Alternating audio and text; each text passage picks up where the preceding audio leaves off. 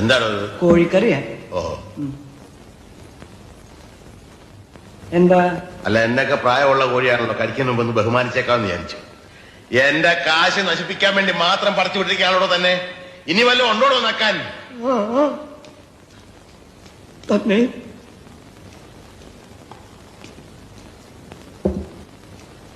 മീൻകറിയാ.